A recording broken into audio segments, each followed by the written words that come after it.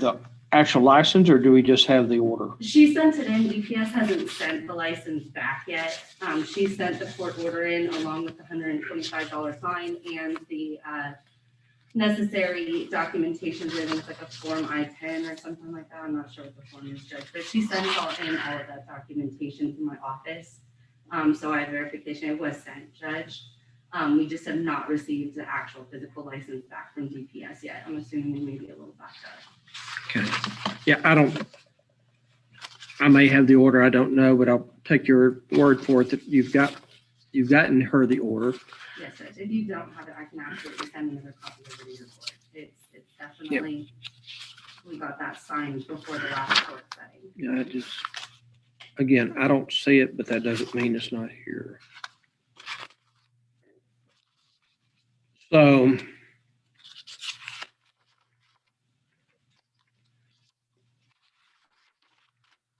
Wanted to hear it in person because she wanted to come explain her financial situation. okay, I understand the financial situation. We don't have a plea on the speeding case yet. That plea has never been entered. I think I advised you that back on March 16th. We don't have a plea on that, nor do we have a plea on the failure to appear, because what I was going to do is dismiss the failure to appear if she got the deferred done on the DWLI and then just paid the fine on the speeding case. I think that was the plan. So then she has signed the jury waiver on the DWLI. She entered a plea. She did enter a plea. We have signed forms for that. So she entered a plea on that if she wants to withdraw her plea and set it for trial, but then she's going to really run the risk of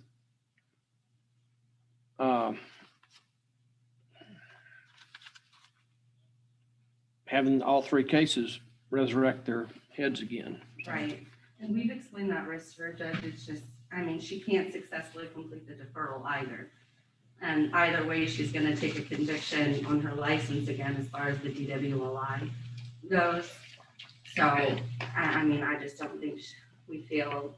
What is the nature of her doctor's visit, if that's not too personal? She didn't disclose too many facts to me regarding it. She is going in for surgery. I'm just not sure exactly what for, Judge. She didn't really give me too many details, just that she had a pre-scheduled surgery in Houston, sent me her flight plans. How old is the young lady?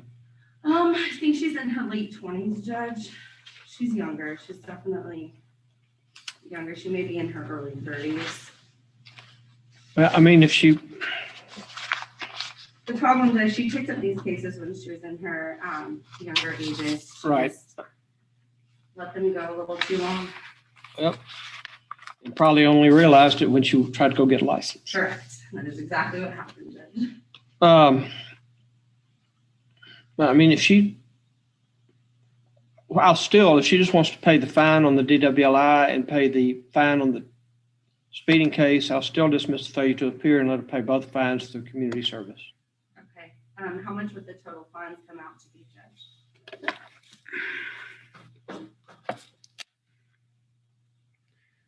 $653.20 and $271, which would be 24. $924.20. God, there's a voice. It would be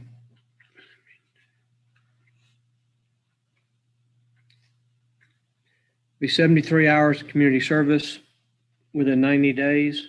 Is she working? Do you know? I believe she's looking for employment right now, Judge. She's currently living with her mother. So it'll be 73 hours of community service, 924.20 if I dismiss the FTA.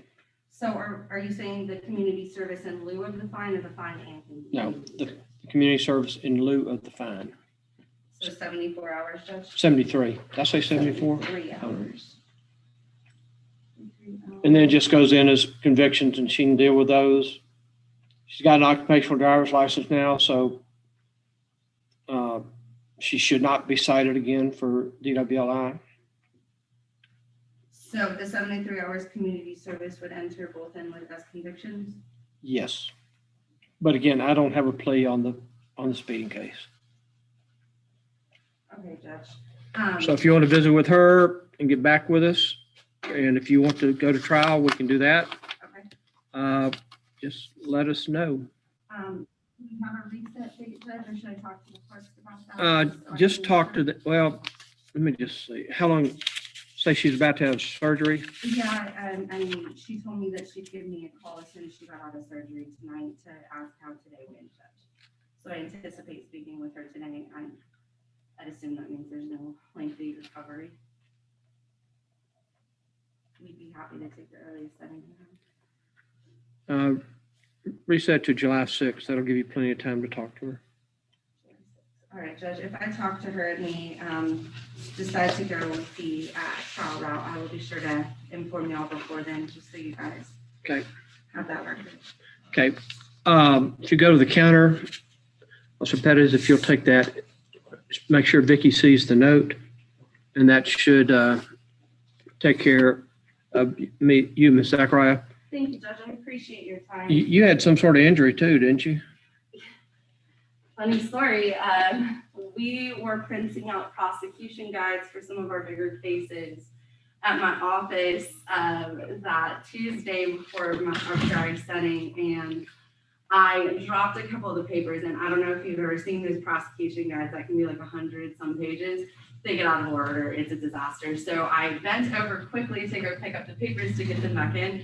And I slammed my head against this cabinet we have over our printer and gave myself a moderate concussion. Well, So, and then later that day, I fell down the stairs to top it all off. well, I hope you're doing better. I'm just gonna divvy that out to the concussion. Well, I appreciate your time. Again. Okay. Thank you very much. All right. You take care of yourself. You too, be safe in this weather. Be careful with those printers.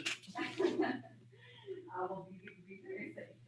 Thank you, ma'am. Thank you, sir.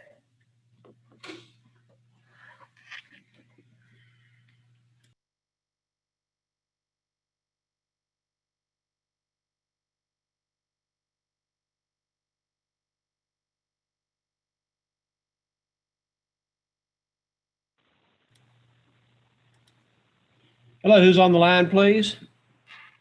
My name is Kevin Bell. Mr. Bell, hold on just a minute. Let me pull your file Yes, sir. and we can visit for a few minutes. Yes, sir.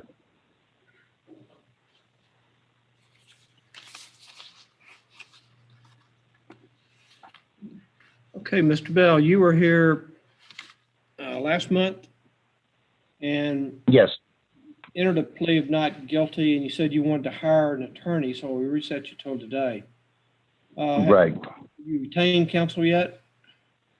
I did not. Apparently, I can't afford one, so I will do it on my own, I reckon. Okay. So on your not guilty plea, we only got to the not guilty and when I asked you whether you wanted to be case heard by a judge, being me, or a jury, and that's when you said you wanted to hire somebody or consult with somebody. Right. So at this stage, since you're going to be running this matter on your own, you want a trial with me or with a jury? With you is fine, sir. Okay.